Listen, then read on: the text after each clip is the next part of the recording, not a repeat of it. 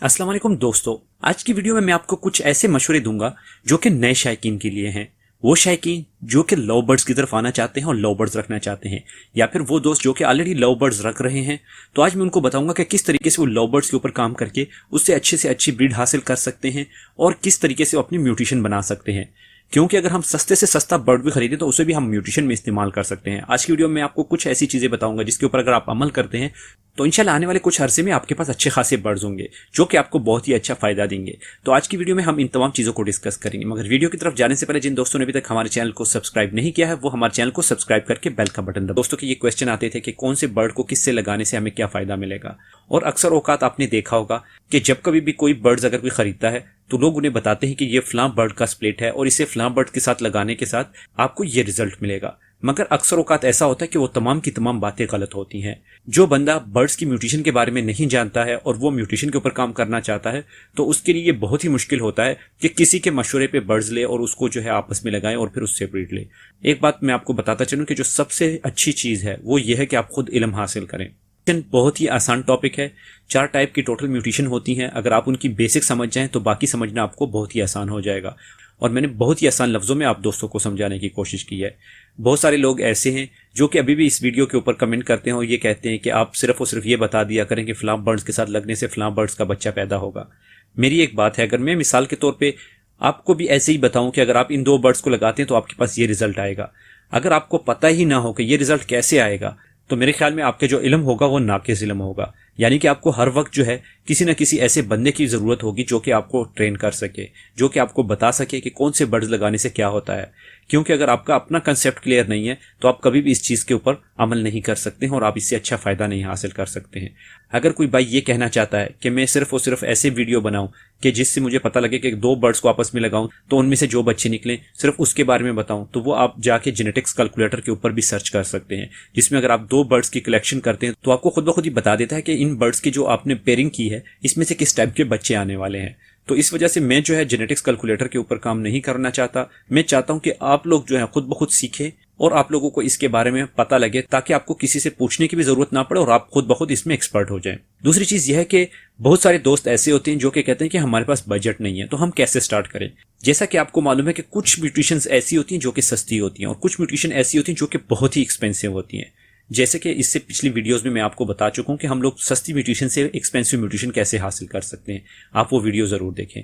मगर इस वीडियो में मैं आपको 3 ऐसे बर्ड्स बताने वाला हूं जो कि अगर आप लगाते हैं तो आपके पास कुछ अरसे में अच्छे खासे जो आपके पेयर हैं वो बन जाएंगे और आप उससे फायदा हासिल करेंगे। 3 म्यूटेशंस में मैं आपको सबसे जो पहले रिकमेंड करूंगा वो मैं आपको ग्रीन कलर की जो फिशर होती है, जिसे हम नॉर्मल फिशर कहते हैं, जो कि आजकल बहुत ही सस्ती हैं, वो मैं आपको रिकमेंड करूंगा। सबसे पहले तो आप उसका पेयर अपने पास जरूर रखें, क्योंकि ये एक ऐसा बर्ड है कि अगर आप छोटी म्यूटेशंस पे काम कर रहे हैं या फिर अगर आप बड़ी म्यूटेशंस पे काम कर रहे हैं तो ये बर्ड आपको फायदा देगा। उसकी रीजन क्या है? अगर आप किसी बर्ड्स की ब्लड लाइन को स्ट्रांग करना चाहते हैं तो आप इसके साथ लगाते हैं। अगर आप किसी बर्ड्स की स्प्लिट पैदा करना चाहते हैं तो तब भी आप इसके साथ लगा सकते हैं। इसके अलावा ये ऐसा बर्ड है कि इससे तमाम के तमाम बर्ड जो हैं ये प्रोड्यूस हुए हैं, तो इस वजह से अगर आप इस बर्ड्स को लेते हैं तो ये आपके लिए बहुत ही ज्यादा फायदेमंद होगा, और एक सस्ता होने की वजह से आप इसके ऊपर अपने तजुर्बात भी कर सकते हैं और आप इसे बहुत कुछ सीख भी सकते हैं। जो दूसरा बर्ड है वो मैं आपको ये रिकमेंड करूंगा कि आप लुटीनो ले लें, जो कि नॉर्मल हमारा रेड आइज लुटीनो होता है। मगर आपने याद रखना है कि अगर आप फिशरी के ऊपर काम कर रहे हैं तो आपने फिशरी लुटीनो लेना है।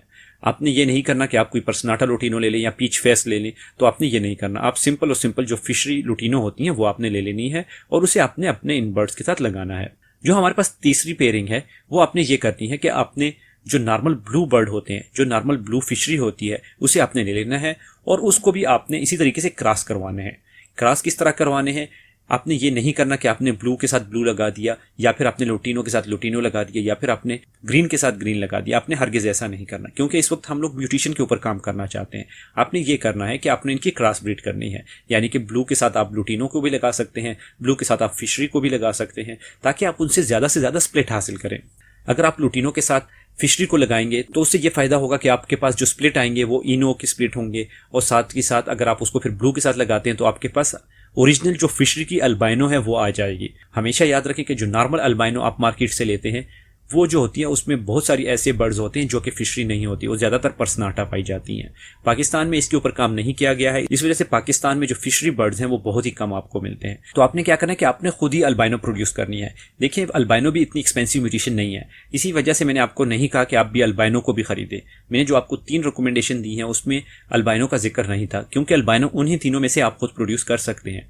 अगर आप चाहते हैं कि किस तरह प्रोड्यूस करनी है तो आप राइट हैंड कॉर्नर के ऊपर क्लिक करके वहां से उस वीडियो को भी देख सकते हैं। उसमें मैंने बहुत ही तफसील के साथ समझाया है कि किस तरीके से हम एक अल्बाइनो फिशरी को प्रोड्यूस करते हैं। अभी आपके पास जो है मुख्तलिफ किस्म के क्रॉस आ गए हैं। इन क्रॉस को जब कभी भी आपके पास पैसे आएंगे तो आप एक बर्ड्स अच्छा ले लें और इनके साथ लगा लें, उससे आपको जो है मुख्तलिफ किस्म की और म्यूटेशंस जो है वो आपके पास पैदा होना शुरू हो जाएंगी। मैं आपको ये रिकमेंड करूंगा कि हमेशा आप कोशिश किया करें, जैसा कि मिसाल के तौर पे ऑफलाइन हो गया, अगर ऑफलाइन बर्ड्स के अंदर आप आगे तक काम करना चाहते हैं तो जब आपके पास ये बर्ड्स आ जाए तो आप ऑफलाइन एक का मेल ले लें। याद रखें कि ऑफलाइन की कोशिश क्या करें कि मेल लें, फीमेल ना लें, क्योंकि फीमेल के अंदर एक ही क्रोमोसोम्स होता है जो कि अपनी ब्लड लाइन को कैरी कर रहा होता है, जबकि मेल जो होता है उसके अंदर दोनों क्रोमोसोम्स होते हैं और वो दोनों कैरी कर रहे होते हैं, क्योंकि वो सेक्स लिंक म्यूटेशन है और सेक्स लिंक में फीमेल जो होती है वो स्प्लिट नहीं होती है। तो इस वजह से अगर आप मेल लेते हैं तो उससे जो बच्चे आएंगे, अगर आप उसे किसी भी बर्ड के साथ लगाते हैं तो उससे जो बच्चे आएंगे तो तमाम के तमाम आपके पास स्प्लिट आएंगे और फिर आप उसको आगे यूज कर सकते हैं। इसके बारे में तफसीलन वीडियोस जो है वो ऑलरेडी मैं बनाने वाला हूं, उसको मैंने प्लान में अपने रखा हुआ है, मगर यहाँ पे मैं सिर्फ आपको आइडिया देना चाहता हूँ। इसके अलावा जैसा कि मैंने आपको बताया कि आपने सस्ती म्यूटेशंस के ऊपर काम शुरू कर दिया, उसके बाद आपने क्या करना है कि आपने इन बर्ड्स के ऊपर मेहनत भी करनी है और आपने सीखना है, आपने देखना है कि लव बर्ड्स को कैसे पालते हैं, इनसे ब्रीड कैसे लेते हैं, इनसे अगर आप ब्रीड लेना चाहते हैं तो इनकी एज की आपने केयर करनी है। कम से कम आपके पास जो बर्ड हो वो 1 साल के ऊपर होना चाहिए। अगर आप ऐसे करते हैं कि 8 महीने या 9 महीने के बर्ड्स को पेयरिंग पे लगा देते हैं तो वो उम्मीद है कि वो भी आपके पास ब्रीड कर देगा, मगर वो उतनी अच्छी ब्रीड नहीं करेगा। हमें अगर ब्रीड लेनी है अच्छी से अच्छी तो जितना जवान बर्ड होगा उतना ही बेहतर होगा। अगर उसकी एज 1 साल से 1.5 साल के तक हो तो और भी ज्यादा बेहतर है, क्यों वो मैच्योर हो जाते हैं, वो अपने बच्चों को अच्छी तरीके से फीड करवाते हैं, उनकी जो कुव्वत मुदाफियत होती है वो बढ़ जाती है और आपके बर्ड जो होते हैं वो स्ट्रांग हो जाते हैं। तो ये चीजें आपने थोड़ी सी अपने जहन में रखनी है कि अगर आप म्यूटेशन के ऊपर काम करते हैं तो आपने फिर लालिश नहीं करनी और आपने बर्ड्स को टाइम देना है। इसके अलावा जो नेक्स्ट चीज है वो ये है कि अगर आप एक्सपेंसिव बर्ड्स खरीदते हैं तो उससे पहले पहले आपने ये करना है कि आपने अपने केजेस बराबर कर लेने हैं। केजेस क्यों बराबर करने हैं उसका रीजन ये है कि देखिए अगर आपके पास सस्ते बर्ड हों या फिर एक्सपेंसिव बर्ड हों, आप उन्हें केज के अंदर तो जरूर रखेंगे, ऐसा तो नहीं हो सकता कि आप उन्हें केज के अंदर ना रखें। और दूसरा ये होता है कि अगर आप छोटे बर्ड्स खरीदते हैं या फिर सस्ते बर्ड खरीदते हैं तो उन्हें आप यूज करके आगे जाके अच्छे बर्ड्स के साथ लगा के उनसे अच्छे बर्ड्स प्रोड्यूस करेंगे। मगर जो केजेस होंगे आप ऐसे नहीं कर सकते कि आप सस्ते केजेस खरीद लें और साल बाद फिर आप दोबारा जो है नए केजेस खरीदें, क्योंकि जो हमारे केजेस होते हैं ये अक्सर ज्यादा वक्त के लिए होते हैं, जिसे हम 6, 7, 8 और 10 साल तक भी यूज करते हैं और उससे ज्यादा भी ऐसा होता है कि कई लोग इसे यूज करते हैं।